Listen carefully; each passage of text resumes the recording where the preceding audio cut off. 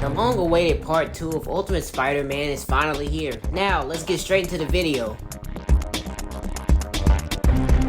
Hello guys, it's Tay here again, and today I'm going to be talking about Ultimate Spider-Man again. Now I know it's been quite a while since I talked about Ultimate Spider-Man on this channel, because the last time I reviewed this show was around March the 1st of last year. So yeah, I guess the wait is finally over. Now back in part 1, I reviewed season 1 and season 2, and the two seasons were decent for the most part, despite me having some issues with certain storylines though. But in this video, I'm going to be reviewing the last two seasons of this series, and seeing if it's better or worse than the first two seasons. So with that being said guys, let's jump straight into season 3.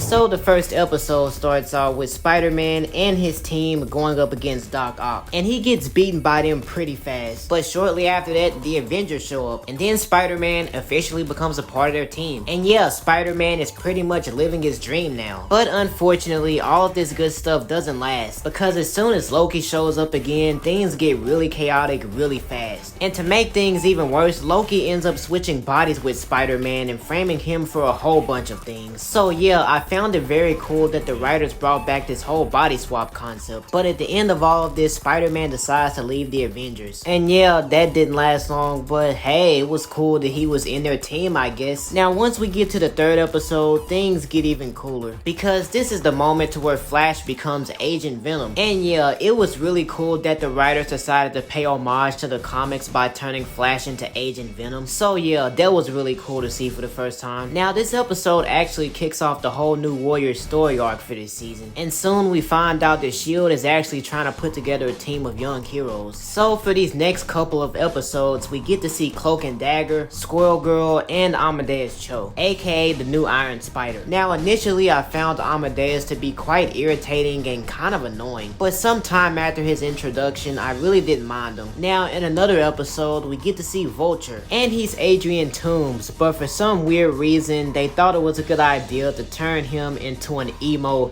teenager. Now in another episode we get to see Kazar, and yeah, I would say that Kazar was an alright character, but I really don't have too much to say about him. So once the new Warriors are finally assembled, things start to get crazy, because Taskmaster ends up forming his own team, and pretty much the whole reason they got formed was to break Goblin out of prison, and I found it kind of anticlimactic that that was their only motive. So besides that, I would say that everything else in this first half was pretty good. But yeah, with that being said guys, it's time to move on to our next part of the video. Alright everyone, now it's time to talk a bit about the Spider-Verse. But like always, if any of you want to view individual parts of this video, then yeah, all of the timestamps are down in the description below. But enough being said guys, let's get straight into this one.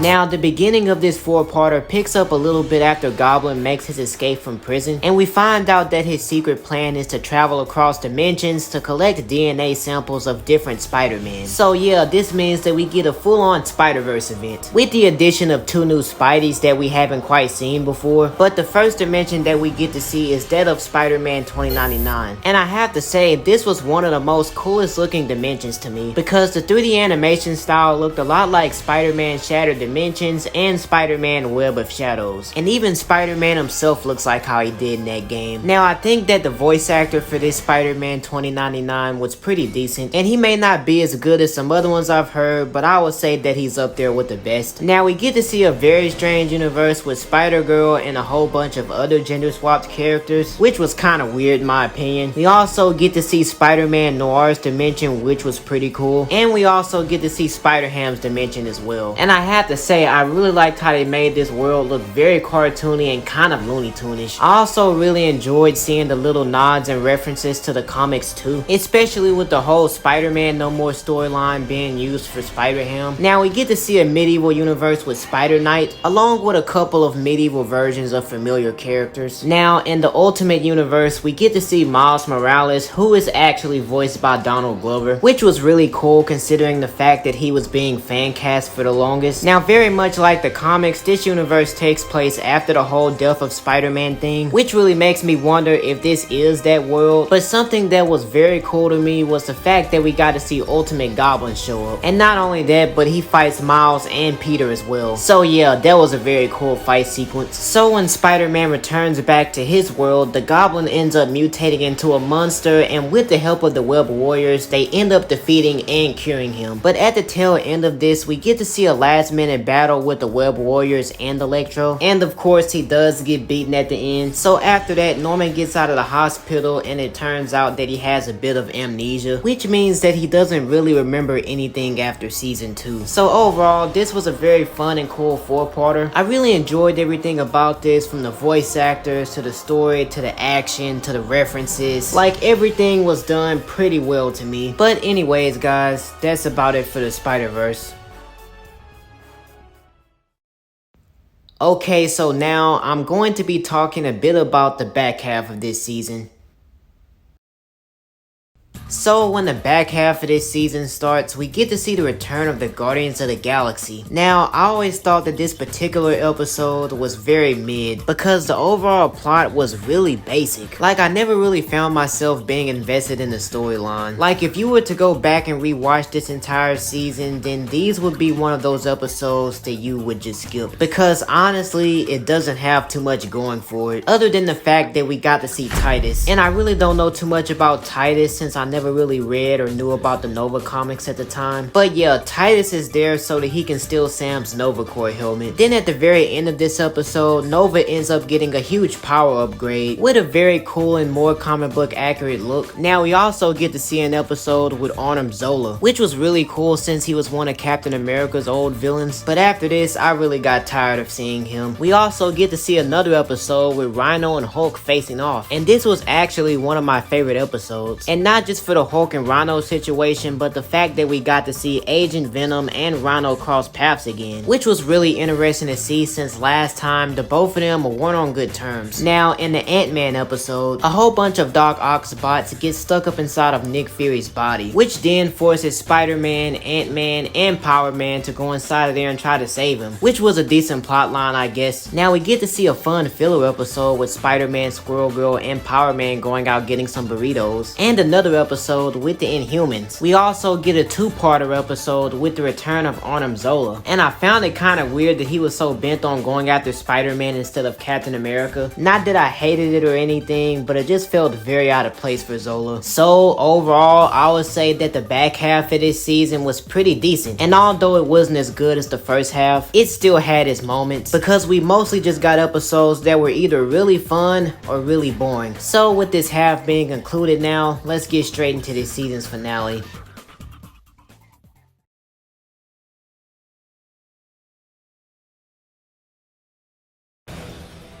So when this 4-parter finale begins, everyone suddenly starts to disappear. Then when Spider-Man tries to get to the bottom of it, he is transported to the Collector's ship. And this is when things get really interesting since we get introduced to the Grandmaster. And as you can expect, we get a very contest of champions type of storyline, with the Collector and the Grandmaster holding a contest with them using New York as their game board. And since Spider-Man and the Collector has already met, he chooses him as his main character, which was a really cool idea from the writers since it really upped the stakes for Spider-Man. Because if he loses, then that means the entire city, including his Aunt May, is going to get shot out into space. So yeah, the stakes were extremely high this time around. Now not gonna lie, when I first seen this 4-parter, I was extremely hooked to it, because it had so much stuff going on to where it kept me really engaged with the story. And the amount of different heroes we saw was pretty insane. Like, it was so many of them, it was crazy. But however, we find out that Aunt May actually actually knew that Peter was Spider-Man since like season 1. And it was kind of surprising, but not surprising at the same time, because he may be able to wear a mask, but that really doesn't do anything for his voice. Now, I also really like the matchups they had with the superheroes and villains, because it really reminds me of one of those mobile video games that you would play, especially with the whole deck of cards thing going on. So overall, I would say that this season's finale was pretty good, and in many ways, I think it's better than the previous ones we saw, especially with the higher stakes this time around. Now, judging this entire season, I would say that it had some parts that were good, some parts that were amazing, and some parts that were pretty mid. So with all of that being said, guys, that's about it for this one.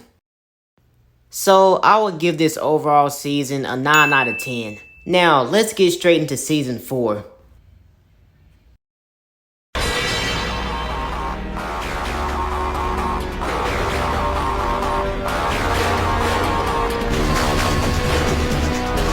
Okay, so this final season starts off with Hydra returning again, and this time around, things are a lot worse, because Doc Ock and Arnim Zola are working together now, and to make matters worse, they end up destroying the SHIELD Academy and taking over the Tri-Carrier. Now, Doc Ock ends up getting a Hydra tech upgrade that made him look like he aged about a good 100 years, and the very strange thing about this design is that it looks like he doesn't even have limbs. So yeah, I'm not sure if I like or dislike this design, but anyways, we get to see the introduction of Scarlet Spider in this two-parter, and I have to say, I was really surprised when I first saw him in this series. But overall, these first 2 episodes were pretty good. Now, around episode 3, we get to see Miles Morales again, and this time he gets stranded in Peter's dimension, along with the Ultimate Goblin since he's stuck here too. And this was honestly a good episode, but I just wish that they would have done a little bit more. Now, in the 4th episode, we get to see Vulture again, but only this time he's equipped with Hydra armor. We also get to see another lizard episode, but only this time everyone gets turned into lizards. And this is a lot like the Venom Bomb episode from season 2, but just with everyone becoming an army of lizards instead of Venoms. We also get another episode to where Kraven ends up getting Flash's Venom symbiote, and another to where Amadeus goes off the deep end for some reason. We get another episode to where Harry has this new armor and is apparently a superhero now, and honestly,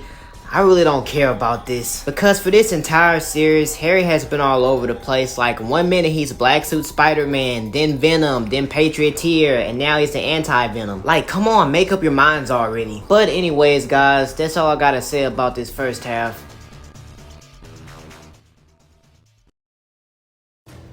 Alright everyone, so these are going to be the last timestamps for this video, and you can just feel free to choose any one of these you want. Everything is down in the description as always.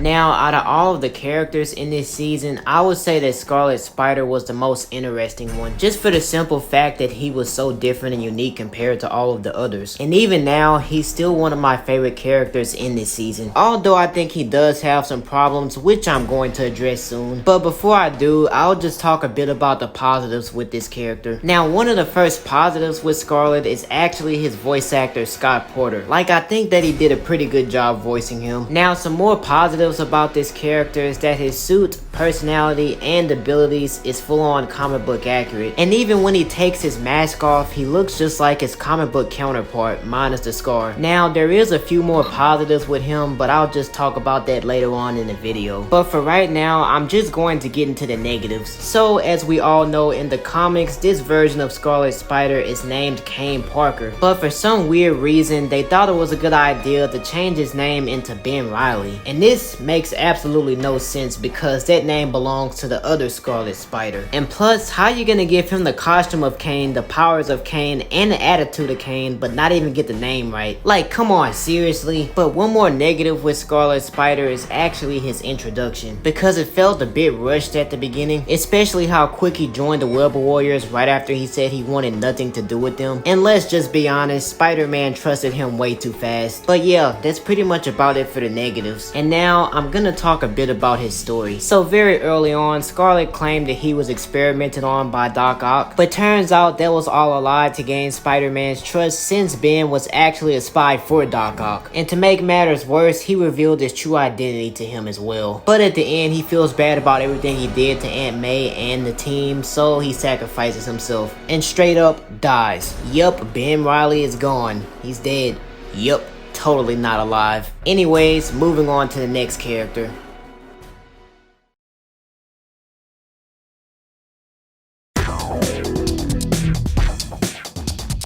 So in season 3, I really enjoyed Miles Morales, but in this season, not so much. Because he just seemed so off. And I guess part of that was because they replaced Donald Glover with Luke Cage's voice actor. But if I'm being honest, there's a lot more to it than just that. Because the main issue is with the character himself. And the reason why is because he acts way too much like Peter. Like, Miles is supposed to be his own person, therefore having his own sense of style and humor. He's not supposed to just be some black version of Peter. He's supposed to be Miles Morales. He also kind of came off as an unfunny tryhard as well. Because every time I heard him say a line or something, I just kind of rolled my eyes. And the thing that really bugged me was his name change. Spider-Man and his kid Arachnid. Oh, I want to destroy them personally. Kid Arachnid? That's not bad, actually. What do you think? Do I look like a Kid Arachnid to you? Kid Arachnid? Really? That's the best they could come up with? Kid Arachnid? Yeah, I don't know if they was trying to be funny or something, but that wasn't funny to me, and plus the name was stupid. So yeah, I was pretty disappointed with how they did Miles in this season. Like, I think that it was just a really bad and unoriginal take on the character, and hopefully this is a take that I never see again. Well, never mind, I probably will see that again at some point. But anyways, moving on to the next character. So around episode 12 in this season, we get to see Madam Web. Now, when I first saw this iteration of Madam Web, I was a little confused because she just looked very young. She didn't look like the old lady version of Madam Web that I remember. And it was only recently that I found out that these two are completely different people. So yeah, I guess that explains it. Now, I don't really know too much about Julia Carpenter from the comics, but all I know is that in this iteration, she has connections to S.H.I.E.L.D. and was recruited by Nick Fury long ago. She's also used as S.H.I.E.L.D's secret weapon against Hydra as well, which was an interesting reveal. So yeah, I think that this version of Madam Web was an alright character, but it's just that she didn't have enough episodes to be in. And considering she was just in 2, I doubt if anyone remembers her. But yeah guys, that's pretty much about it for this part. Okay, so now I'm going to get into the Symbiot Saga 3-parter and the Return of the Spider-Verse 4-parter.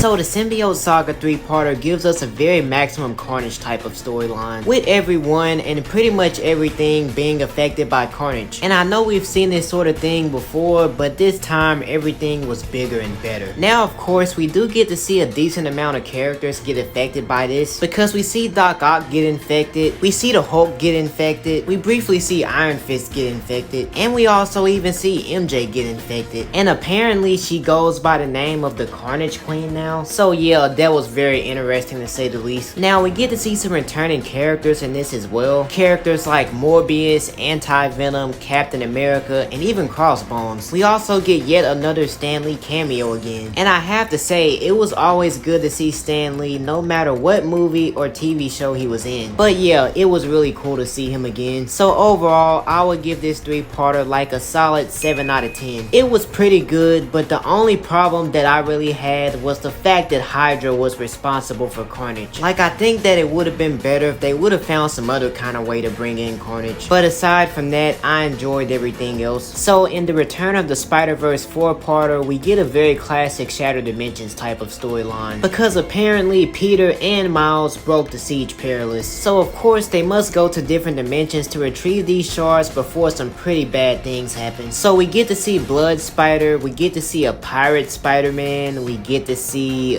Cowboy Spider-Man. We also get to see the Noir Dimension again as well. And this time we get to see Hammerhead, Mr. Negative, and Mr. Fix-It, which is this world's version of Hulk. So that was kind of cool. However, it gets even better once we finally get to see Spider-Gwen. And she was decent for the most part, but my only problem with her was this. So, web shooters, digital spider sense, gloves, and boots with magnetic grips. You created tech-based spider powers for yourself?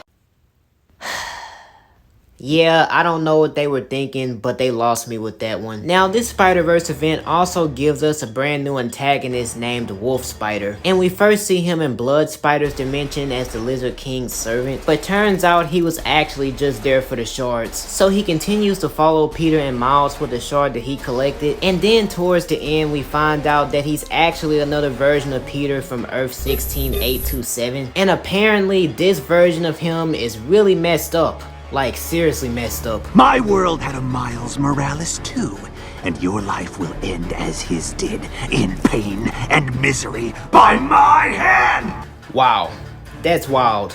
Seriously wild. RIP to the Miles of that world, I guess. Now, Wolf Spider's plan is pretty much like Goblins from Season 3, but just on a more grander scale. Because instead of just taking the powers of 6 different Spideys like how the Goblin did, he takes the powers of every single Spider-Man in the multiverse. But this actually backfires whenever this poisons and overloads him, therefore causing his body to literally explode. And yeah, when I first saw this, I thought he was dead after that, but apparently his being just got scattered across dimensions. So overall, Wolf Spider was a pretty cool antagonist, and the fact that Christopher Daniel Barnes voiced him made this even better. And Wolf Spider's overall design was pretty cool too, since it kind of resembled Dark Link from Zelda. But as for this entire 4-parter, I would give it like an 8 out of 10. I honestly didn't have too many issues with this Spider-Verse event, but I have to admit the final battle was a bit of a letdown, because the writing got really sloppy at the end, especially with the whole Spider-Man letting himself get absorbed by Wolf Spider thing. But yeah, with all of this being out the way now, it's time to move on to the next part.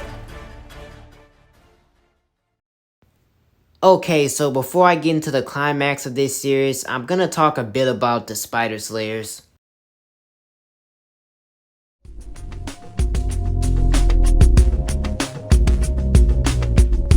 So out of all of the 2 to 4 parters in this series, I would say that this one was definitely the most interesting one I've seen, because it uses a very unique concept from the comics with the whole clone saga thing, which I'm going to get into very soon. But first, let's talk a bit about MJ's weird case. So apparently after the Maximum Carnage events, MJ still had a piece of the symbiote attached to her DNA, but somehow it didn't take her over, and now she's the ultimate Spider-Woman. Which was kind of cool, I guess, but at the same time, I thought it was a bit much. Like, they really could have done without this. She was fine just how the way she was. And I get that this is a superhero show, but it gets to be a bit much whenever they try to make the majority of the supporting characters have superpowers. And sometimes things like this can be a hit or miss, and for me, it was a little bit of both. But now let's talk a bit about Scarlet Spider and the Spider Slayers. So in this 3-parter, Ben Reilly is revealed to be alive and is on a mission to find out about his true past, but the only way he can find out is with the help of Doc Ock. So all 3 of them temporarily form an alliance so they can break into Hydra Island, and when they do, some strange things get revealed, because we find out that Scarlet is actually a Symphozoid clone along with his Symphozoid brothers, which are the Spider Slayers, and I would say that the 3 had some pretty interesting powers and abilities. Another interesting thing in this 3-parter was Doc Ock's nanotech upgrade that he got, and I'm not sure what those nanobots did to him on a cellular level, but he looks completely different. Like, pre-lab accident Ock didn't even look like this. But crazy enough, he has new abilities too. Don't know the name of these abilities, don't know how to describe it, but I never once seen any version of Doc Ock do this type of stuff before. But yeah, all of that was pretty cool to me. So last and certainly not least, let's talk a bit about Kane. Now, in my personal opinion, Kane was easily the worst part of this Spider Slayer arc, because let's just face it, he was a terrible antagonist. Like, he was my least favorite thing about this entire 3-parter. And he wasn't cool, he wasn't exciting, he was just bland, boring, and weird. And for an antagonist, that's not a good combination at all. So overall, Kane sucked. Anyways, I'm done talking about this abomination of a spider clone. Let's just get straight into this season's finale.